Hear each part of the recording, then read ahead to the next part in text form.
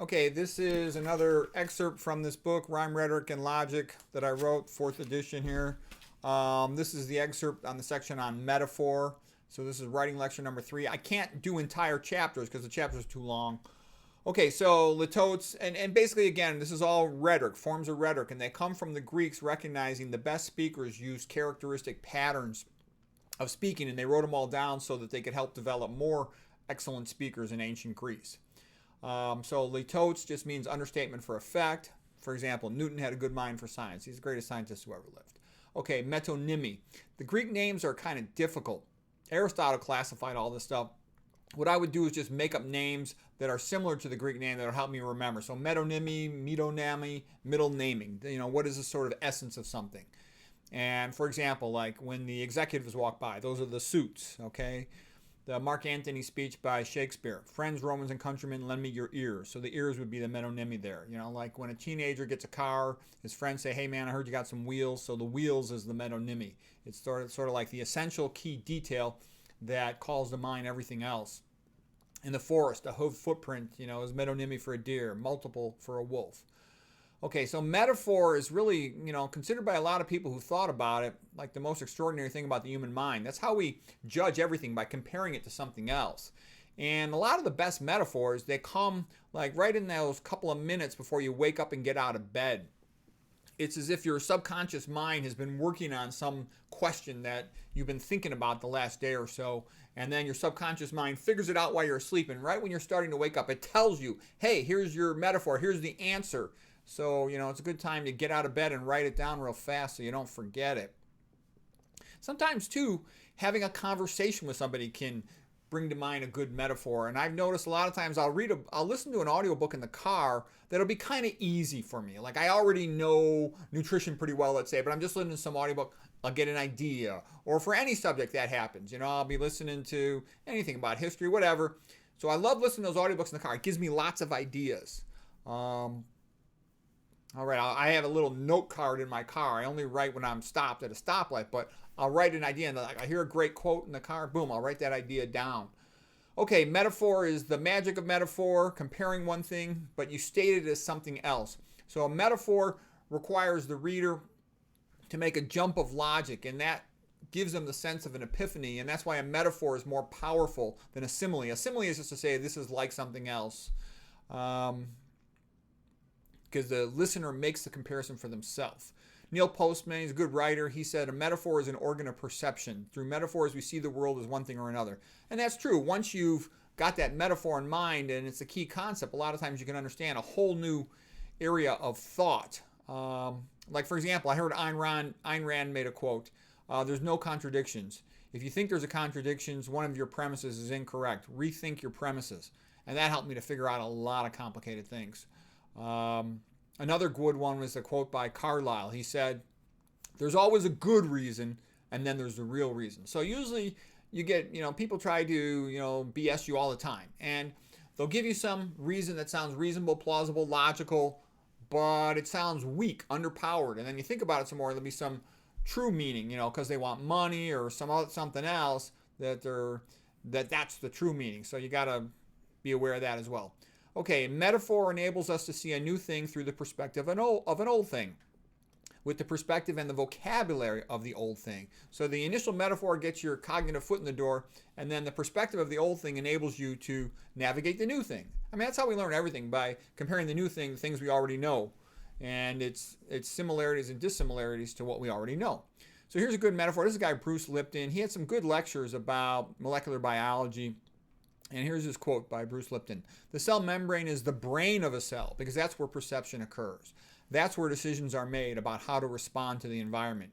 The DNA is just a copy of the blueprints. The DNA does not make the decision. That's an important statement because getting that also helps you to understand cancer. Cancer is much more of a mitochondrial disease than a DNA disease. The somatic mutation theory is bogus in comparison with the metabolic theory of cancer. That's an important thing to know. That tells you tons of things about cancer. I would even say if you're going to have any understanding of cancer, you need to know that. And a lot of people don't know that. A lot of doctors don't know that. Okay, psychoanalysis is based on mendacious metaphors. So you got some alliteration in there as well. Thomas Schaas, MD, he's a psychiatrist. Guy's a brilliant guy. He wrote a great book called The Myth of Psychiatry. It's one of the best psychology books you'll ever read. It's fantastic. Okay, metaphor asserts sameness, while simile asserts likeness. So a good metaphor we talked about. It can be a template for thinking. Apt analogies are formidable tools of the rhetorician.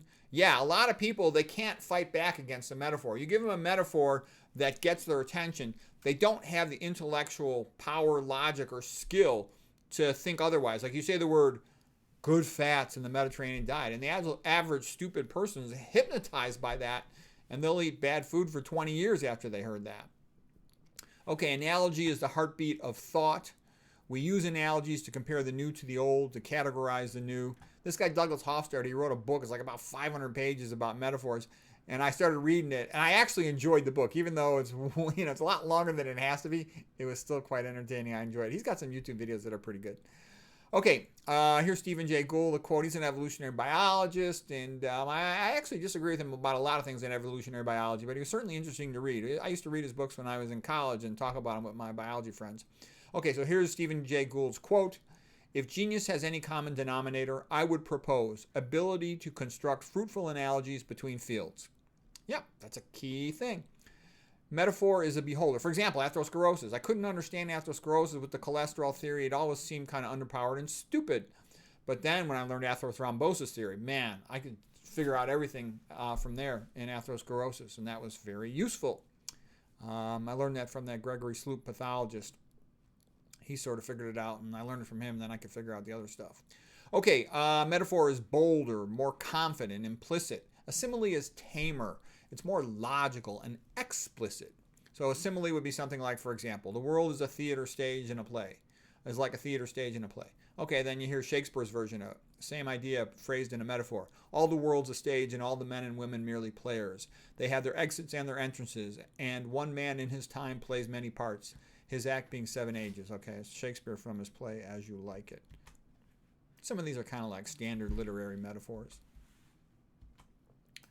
Okay, metaphor shows, a simile tells, and so here's a little more Shakespeare. But soft, what light on yonder window breaks. It is the east, and Juliet is the sun.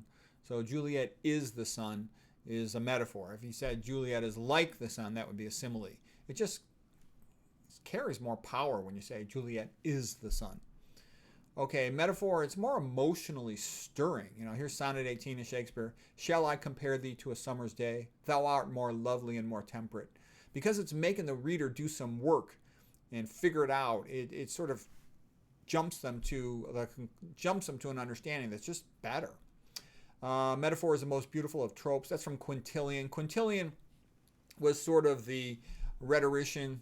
He ran a school of learning public speaking, and he followed after Cicero. He greatly admired Cicero. So he's sort of, Cicero and Quintilian are the two great orators of ancient Rome. And they certainly greatly admired the Greeks. Cicero went to Greece, and he helped translate a bunch of Greek books into Latin. Cicero is the greatest of all the Romans. If you ever want to just study Rome a little bit, I would say study Cicero, and all the main events of Rome you can learn from how they related to Cicero. If your time is limited, Cicero is the most interesting thing about ancient Rome. Okay, similes are common, metaphors are rare. Like, think how often do you hear somebody make a clever metaphor? That's rare. That's why they're so powerful. It's a sign that that person's really smart. Okay, metaphor takes you farther. It attributes the first thing, the attributes of the first thing are transported to the second thing. The zeitgeist of the second thing is to the first. And the reason I'm going through all this is because a metaphor is like one of the most powerful things in all of human thought, one of the most powerful things in all of writing. And developing a knack for it will really elevate your writing skills. Somebody could read an entire chapter and all they're going to remember is that metaphor. So if that metaphor is good, it can make the whole book chapter quite good, or the whole lecture quite good. So a metaphor gets the reader to use their imagination and to picture the event. Aristotle, the most important thing by far for a public speaker is to master the use of metaphor. I've actually got the rest of that quote on the next page. Okay, visual metaphor is powerful, gets them to see it in their mind's eye. We're more visual than anything else. And here's kind of a nice one by Emily Dickinson. Usually I don't like Emily Dickinson. I think she's kind of a pain in the ass. But I like this one by Emily Dickinson, this little poem called Hope is a Thing with Feathers. Hope is a thing with feathers that perches in the soul and sings the tune without the words and never stops at all. Okay, Frank Smith, he's a really smart linguist guy from Harvard. He wrote a lot of good books. My favorite book by him is Insult to One's Intelligence. So here's his quote. It has been argued that it is only through metaphor that we can get ideas into the brain. The first automobiles were horseless carriages. And that's actually a good statement. Basically, the way we learn anything, it comes into anything logical, any declarative memory. The new item comes in and we then compare and process it compared to what we already know. That's like our own existing knowledge is the scaffold for understanding anything new. You have to know certain things before you can learn certain things related to them. So anyways, that's how the brain works. So whenever you learn something new and you really want to remember it, just say to yourself, how does this relate to the things I already know? And like have a little conversation with yourself. Usually when I learn something new that I think is interesting, I will call one of my friends right away. Because I know if I have a conversation, like let's say I just looked up something, I saw an interesting brain case and there was a surprise finding and then I figured it out or somehow somebody told me or I looked it up, I'll immediately call my friend and discuss it with him because then it'll be locked in my brain forever. I know that if I don't discuss it with somebody else or I don't write it down and keep notes on my disease findings, I will forget it potentially.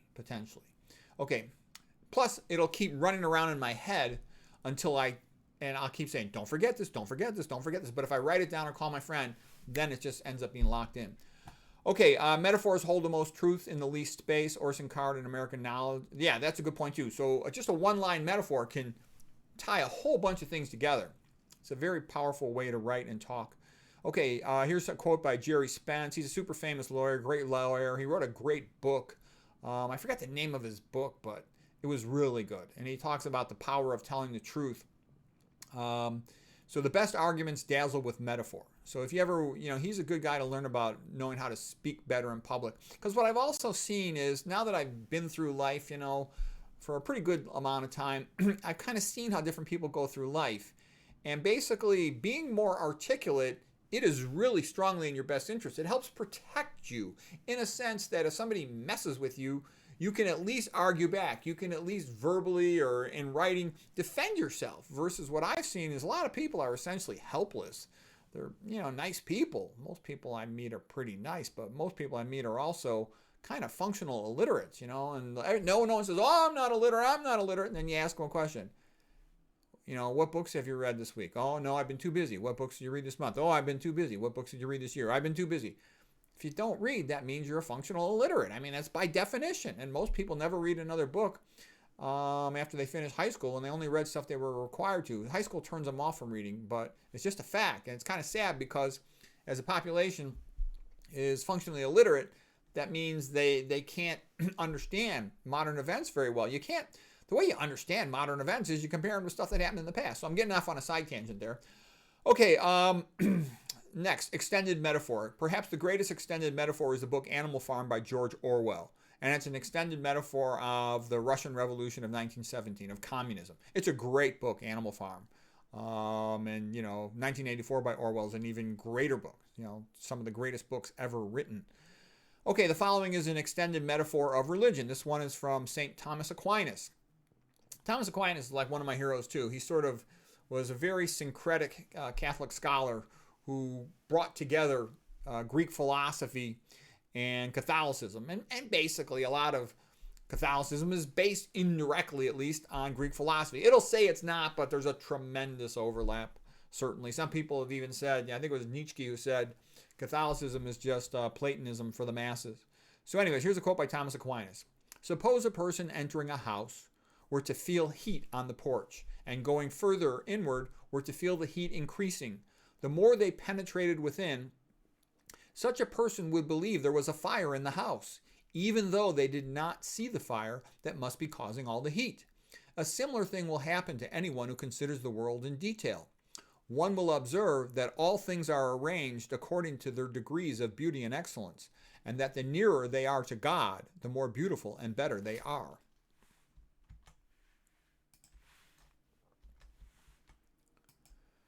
Okay, the following is the most famous of the extended metaphors in evolutionary biology. This is called the selfish gene, and it was written by Richard Dawkins. He's sort of like the most famous Darwinist atheist in the world.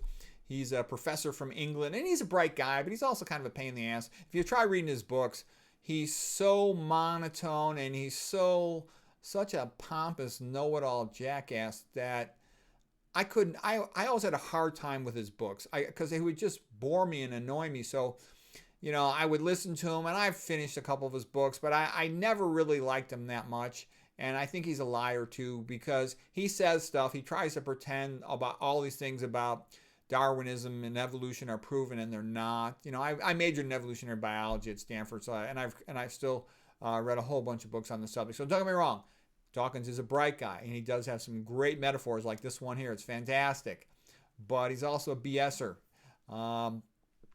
Okay, so here we go.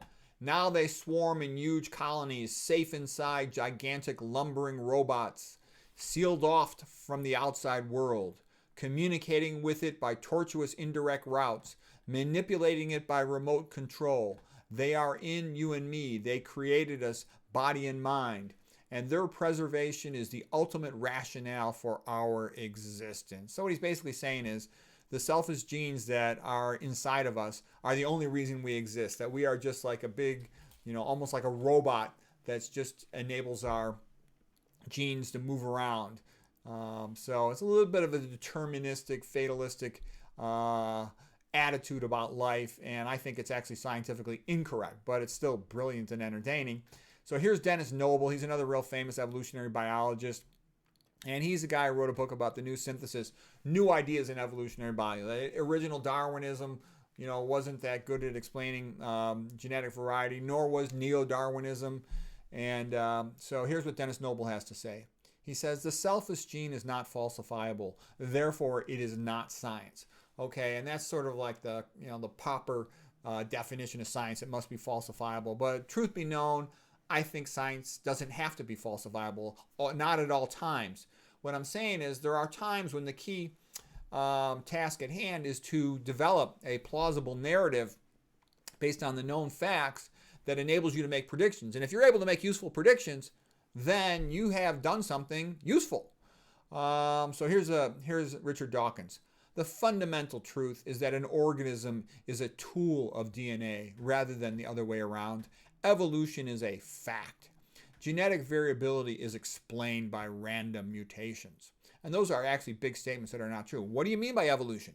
You can get explainable genetic variety from random mutations within a genus, okay, within an individual species, maybe even extending up to the family level. But this evolutionary random mutations, it cannot explain genetic variety at higher levels, phylum, kingdom, and all this other stuff. It just can't. And it has nothing to do with the origin of life. That's abiogenesis, okay? Geologic chemistry. It's not biologic chemistry. Can't explain the origin of the universe and a whole bunch of other things. Okay, it can't explain the human eye, the human brain, the flagellum, the immune system, the clotting system, etc. Okay, anyways, they try to use evolutionary biology and Darwinism as like a creation story for atheism. It's bogus, so don't be fooled by that. Don't be a chump. Okay, Dennis Noble says, digital music is numbers. If you scratch a CD, an audio CD, to randomly change the numbers, you will not improve the music. DNA is digital code. Random mutations are like random scratches on an audio CD. They cannot explain genetic variety. Right, they're always going to degrade things, okay? Can you imagine human DNA? We've got 3.3 billion base pairs. Do you think that randomly damaging it is going to make it better? Could any person, the smartest person on Earth, if you got off 1,000 of the smartest people on Earth, they can't write DNA code. It's so much more complicated than anything they could do. So to think that that all just happened by accident, yeah, right. People say that because they don't understand it. The more you understand it and you see how complicated it is, the more you realize. Look at that T. Colin Campbell, that brilliant guy, deserves a Nobel Prize, or he's the guy who wrote the book China Study. And he'll tell you that the more he studied biochemistry, and he's an emeritus professor of the subject, 85 years old. This is a genius guy who studied biochemistry all his life. He says, it's so complicated, we could never really fully understand it. But we simply, can get a sense of things and here and there, and we can map out a couple of reactions and some pathways, and we can do some useful work with it, but we can never fully understand it. It's too complicated. It's too holistic.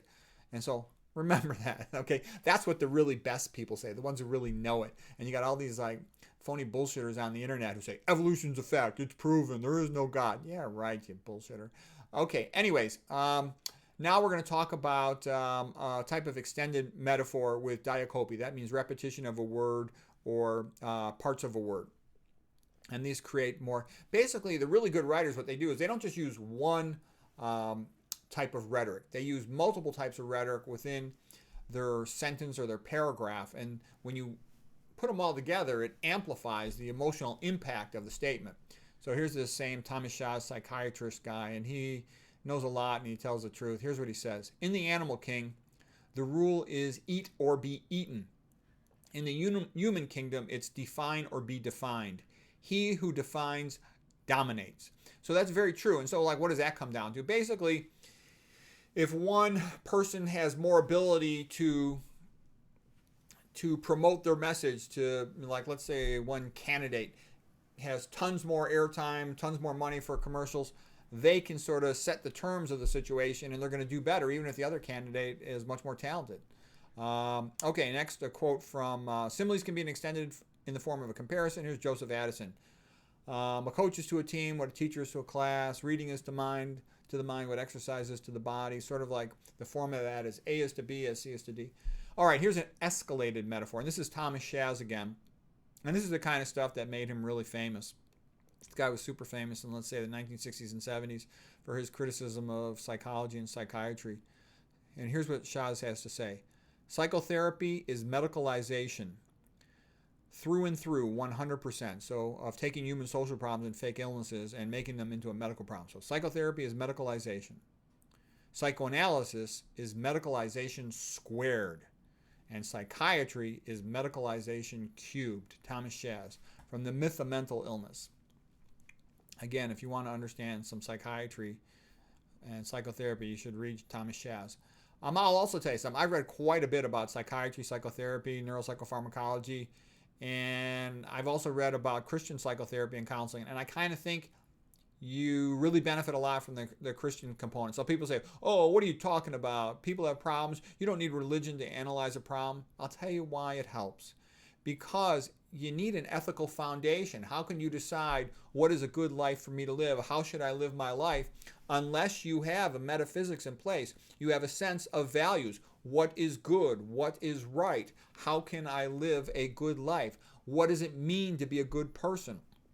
And I can tell you, the life of Jesus Christu and the stuff in the Bible, a lot of that is very helpful for figuring that out. And that's not just my opinion. If you look at, for example, Alcoholics Anonymous, the ones who sort of transferred a lot of their previous addiction energy to religion, they had much better outcomes. And that's been the case for a lot of other issues in psychology. Plus, a lot of psychological problems come from diet and lifestyle. And if you fix that, you got a chance to improve. Now, don't get me wrong. Sometimes it's more severe than that. I've seen intense depression and stuff and other mental illnesses that are more severe than that. And that stuff alone is not going to work. I realize that. But this other stuff does have its role. And most people, their problems are minor. The severe ones are not as common. Okay, the energizing myth, the dynamic metaphor. Yeah, that also helps. If people believe in their group, their society, that energizes them to perform better in that context. You know, like Florence. They were so proud of themselves in the Renaissance, deservedly so, and they produced magnificent art. And the Medicis sort of led the way, you know. You kind of a lot of times need a funder to free up the other people to have more time. The whole story of the Renaissance and the competition between Florence and Rome is great stuff. Okay, here's a quote from Jane Hirschfield, an American poet. She says, metaphors get under your skin by ghosting right past the logical mind. And that's true. They'll have an emotional impact, a good metaphor, and that can convince people, even if, and they don't even bother to look at the logic. And a lot of times the logic will be flawed, but the metaphor overwhelms them emotionally, and that carries more weight in the human brain. Okay, metaphors are powerful persuaders. This guy, John Pollock, he wrote a good book called Shortcuts, all about the power of metaphors and how they work. And he talks about how you can use good metaphors to motivate people. So here's his quote, John Pollock from Shortcuts. A good metaphor can trigger emotions that lead to a desired pattern of thinking and behavior in others. The goal is to get them to accept the overt. Oh wait, gosh, I kind of missed the quote because my little things here. Let me see if I can. Oh, I can't. Oh, I can move it. The goal is to get them to accept the overt premise, even though it is the covert connotation that gets you the benefit. So that's a very clever statement. So what he's basically saying is there'll be some component of the metaphor that's obviously true or seems obviously true, and as soon as they accept that, or it seems like no big deal to accept it, as soon as they accept that, they've indirectly now accepted a whole bunch of other things. I think a good example of this is when you talk about what is the definition of a human. If a human is created in the image of God, lots of good things flow from that. They thus can be a creator like God. Thus there is a rational universe and they can learn and study science and understand the world. Thus they are entitled to natural rights. On the other hand, if you say, oh, no, atheistic Darwinism explains the origin of man, he's just a talking primate, everything changes. And this is the defined definition of a human in our society and in all the universities. They don't even allow these other things to be taught, what I'm talking about here, Michelangelo, intelligent design, etc. So then you're saying you're just a talking primate. Then you have no rights, zero, none. There is no God. You have no soul. There's nothing divine about you. Then you're not entitled to anything. You're not entitled to property. You're not entitled to a family. Nothing. That's what you use for slavery. And that's why a lot of people, they think Darwinism is great. You don't even understand it. If you really understand it, I studied it for many years. It is used by imperialistic cultures and eugenics cultures to control people and enslave them, okay? And it's not true. So that's important stuff to know how that all works. You have to be able to build up from the foundational metaphysics. Otherwise, you end up being chumped by something. Okay, Jose Ortega Gasset. He had a couple good quotes. He's kind of a difficult writer to read, but he does hit on some great quotes. He says, the efficacy of metaphor verges on magic. The metaphor is probably the most fertile power possessed by man. Yeah, because that's how we learn stuff. And the fact that we can learn so much enables us to, civilize the whole world potentially. Okay. Live everywhere in the world, etc. Okay, Paul Deman, metaphors are much more tenacious than facts. And that kind of goes back to the same concept of it ghosting past logic. Once people grasp onto a metaphor, a slogan, a little soundbite that they feel compelled to follow, it can just control their behavior. Like I said, good fats can get people to eat all kinds of terrible food and plug up their arteries. And there's a lot of metaphors like that in regular life that can get people to behave in a way that they would not behave because they're too lazy and stupid to actually check the premises of the metaphor and the metaphysics and behavior and thoughts that it leads to. They simply just accept it. And then all of a sudden they find themselves like, pulled down that logical path without even understanding it. Okay, so here's a more detailed quote by Aristotle on metaphor. And by the way, I love Aristotle too. Aristotle is the great hero of philosophy. Okay, Aristotle says, it is the mark of genius to make good metaphors. It is the one thing that cannot be learned from others. A good metaphor implies an intuitive perception of the similar and the dissimilar, a skill for noticing common essences.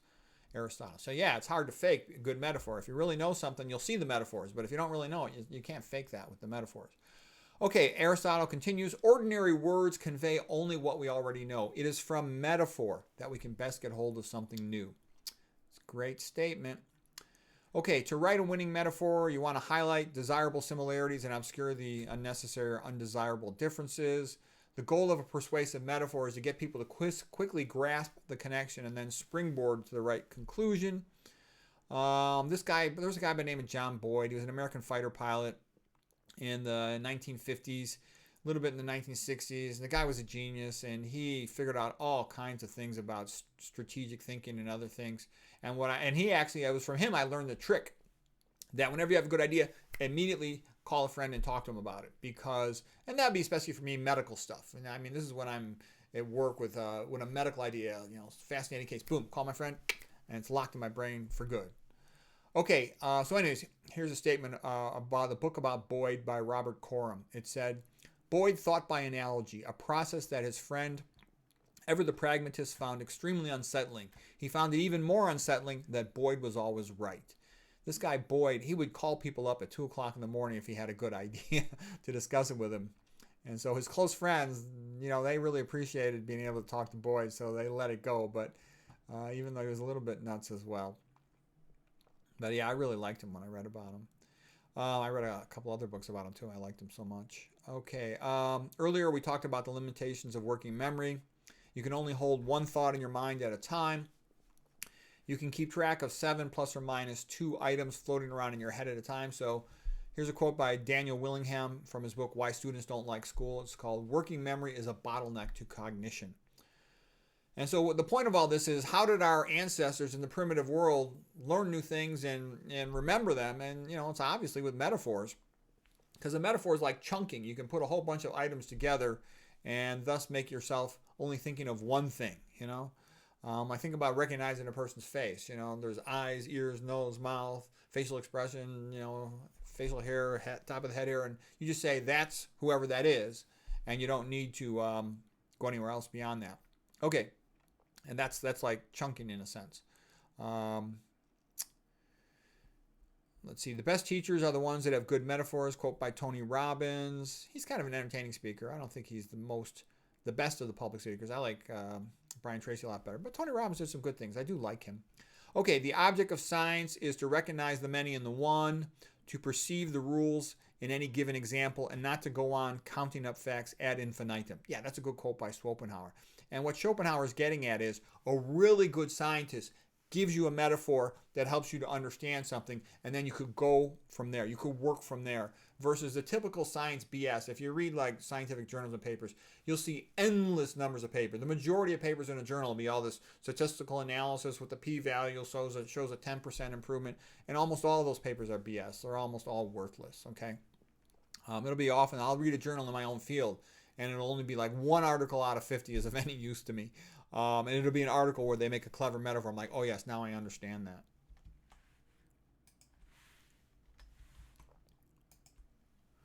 Okay, metaphors and similes are of great value as far as they can explain an unknown relation by a known one. Okay, this is a quote by Schopenhauer. Trust me, Schopenhauer is great. His book, The Art of Literature, is magnificent. He's a grouchy old guy in Germany who, sort of had an inheritance, so he didn't have to work. And he just sat around reading all day, like in 5 different languages. And he made all kinds of brilliant observations. And he wasn't very popular in his time. He couldn't get a job as a philosopher, even though he's like perhaps the best philosopher Germany ever produced. I learned a lot more from him than I did from Nietzsche. Nietzsche's entertaining, but I don't get hardly anything useful from him. From Schopenhauer, I got a lot of useful things. So here's Schopenhauer talking about metaphor and how we understand and learn things. Metaphors and similes are of great value insofar as they explain an unknown thing by a known one. Even the more detailed simile, which grows into a parable or an allegory, is nothing more than the exhibition of some relation in its simplest, most visible and palpable form. The growth of ideas rests at bottom upon simile and metaphor because the ideas arise by a process of combining the similarities and neglecting the differences between things. Intelligence, in the strict sense of the word, ultimately consists in a seizing of the relations between things, and a clear and pure grasp of relations is all the more often attained when the comparison is made between cases that lie wide apart from one another and between things that things of quite a different nature. As long as the relation is known to me, existing in only a single case, I have but an individual idea of it. In other words, only an intuitive knowledge of it. But as soon as I see that same relation in 2 cases, I then have a general idea of the whole nature, and it is a deeper and more perfect knowledge. And so that statement about a brilliant metaphor often takes 2 things that seem quite far apart, that'll remind me of like Frank Lloyd Wright. For example, Frank Lloyd Wright, spent some time in Asia looking at like Japanese tea gardens, and he kind of compared that with some of the Western architectural ideas and the old Greek forms of architecture and Roman architecture forms, and he kind of combined them into his new style.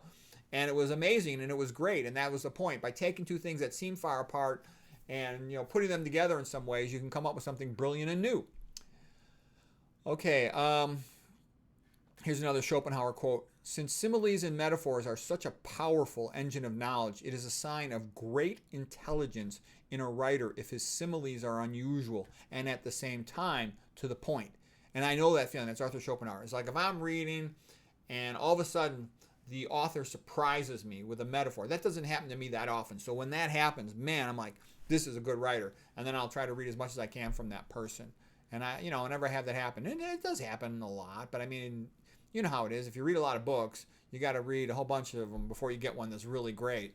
It's sort of like, anyways. It's a real sign. When somebody surprises you with a great metaphor, simile, that's a sign. I can learn a lot more from that person probably. Okay, John Pollock continues. A good metaphor can override the resistance of others. A metaphor can be a fulcrum slogan. Okay, here's a quote from Robert Pirsig from Zen and the Art of Motorcycle Maintenance, a great book. He said, Phaedrus began to wonder if the word dialectic had some special meaning that made it a fulcrum word, one that could shift the balance of an argument depending on how it was placed, and it was. So yeah, that's a great book. That idea of quality, going back to before the dialectic. Zen and the Art of Motorcycle Maintenance is worth reading.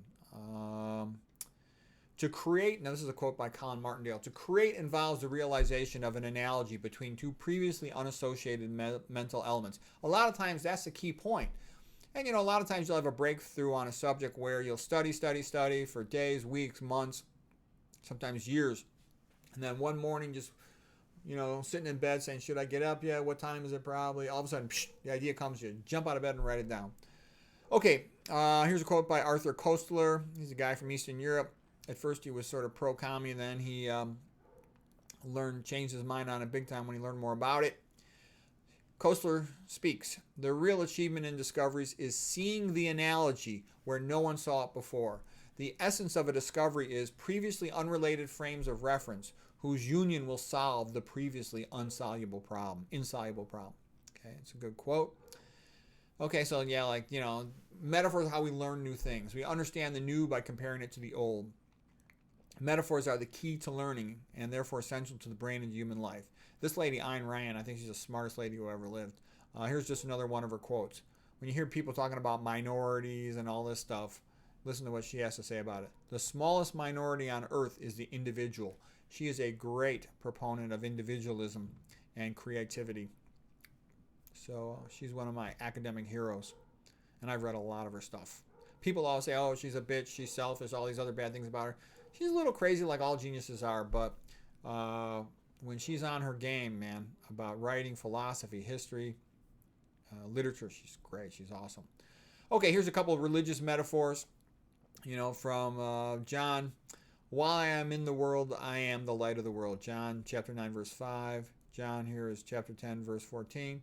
I am the good shepherd. I lay down my life for the sheep. John chapter 14, verse 6. I am the way, the truth, and the life. Okay, now here's 1 Peter chapter 5, verse 8.